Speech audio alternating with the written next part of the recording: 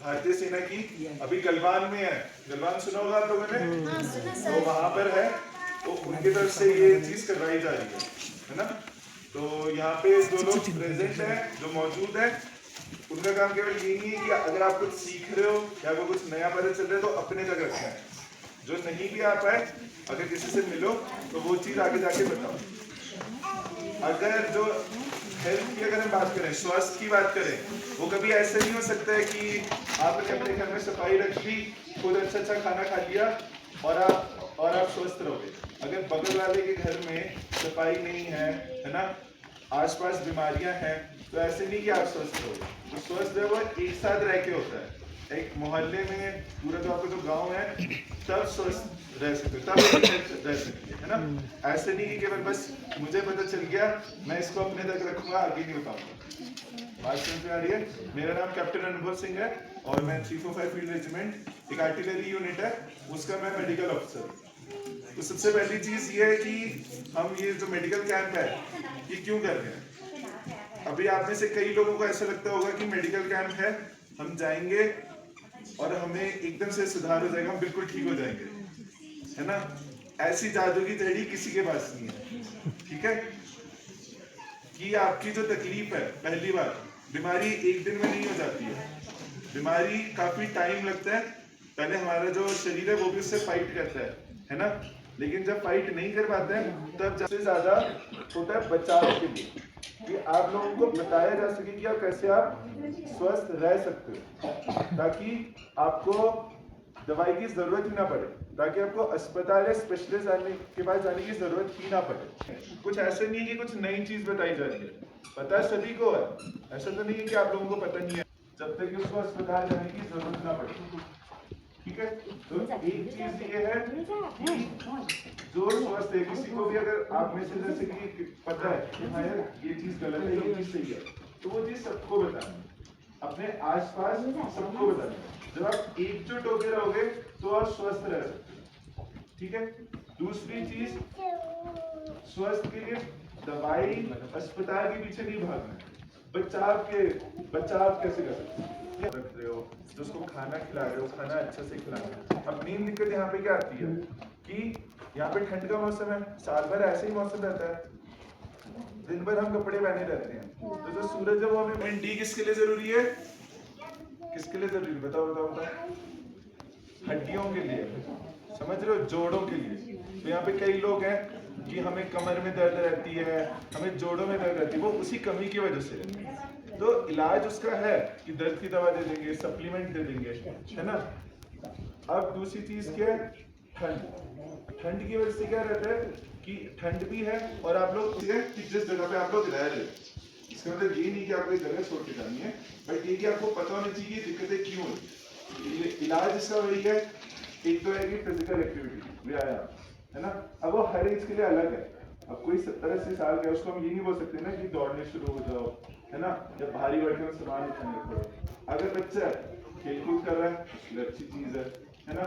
जो थोड़े से बड़े हैं वो रूम में अपने घर में जो एक्सरसाइज कर सकते हैं, है ना, बॉडी वेट एक्सरसाइज। और जो बुजुर्ग हैं, जो थोड़े से बड़े हैं, वो थोड़ा बहुत जैसे चल फिर लिए, है ना। अब बात करते हैं कि हमारे बीच में काफी महिलाएं भी हैं। कोई भी जो मोहल्ला है या कोई भी जो गांव है, वो कितना अच्छा है, वो कितना डेवलप करेगा, वो डिपेंड करता है कि महिलाएं कितनी स्वस्थ है। महिलाओं के साथ क्या दिक्कत आती है कि उनको पता नहीं कि वो बात किससे करें, है ना। तो कुछ भी दिक्कत होती है तो जाना है ना। और महिलाएं अगर किसी मोहल्ले की, किसी गांव की स्वस्थ रहेंगी तो फिर वो मोहल्ला डेवलप करेगा, है ना। फिर आते हैं बुजुर्ग लोग।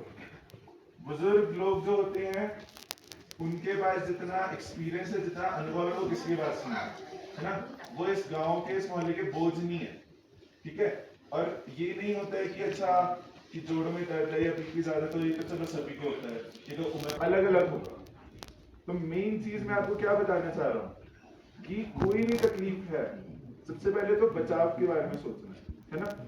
और अगर कोई तकलीफ आ जा रही है तो टाइमली जाना। ये सब चीजें आप लोगों को पता है, लेकिन तब भी इंसान इग्नोर करता है। जब तक कि बुरी हालत ना हो जाए इंसान नहीं जाता, ठीक है। तो इस चीज का आप लोगों को ध्यान रखना। इसके अलावा अभी जैसे कि कुछ चीजें, जैसे कि जिस जगह पे रह रहे हैं उस जगह पे कोशिश करनी है कि जैसे स्मोकिंग हो गई या दारू हो गई, ये सब चीजें अवॉइड करनी है ना। यहाँ पे मेन चीज है कि आप लोग अकेले रह रहे हो, बाकी दुनिया से आप अलग रह रहे हो। तो एक इंसान जो होता है वो एक सोशल एनिमल है, मतलब कि उसको और लोग चाहिए इंटरेक्ट करने के। इंसान कभी अकेला नहीं रह सकता है ना। लेकिन उसका क्या उपाय है? व्यायाम करिए, कुछ काम करिए जो चीज पसंद है कि आप लोगों से जो बच्चे जो है वो सीखेंगे, है ना। आप लोग बच्चों के सामने अगर आप वही चीज करोगे तो बच्चा कहेगा कि हाँ जब मैं भी बड़ा हो जाऊंगा तो मैं भी करूंगा, ये चीज तो नॉर्मल है, ठीक है। तो मेन चीज वही है कि कोई भी दिक्कत हो रही है, तो ये है कि कोई भी दिक्कत हो रही है तो तुरंत की तुरंत बताना है ना। दूसरी चीज है कि पूरे मोहल्ले का देखना, केवल अपने बारे में नहीं देखना, क्योंकि अगर जो कुछ पूछना है तो फिर वो पूछना।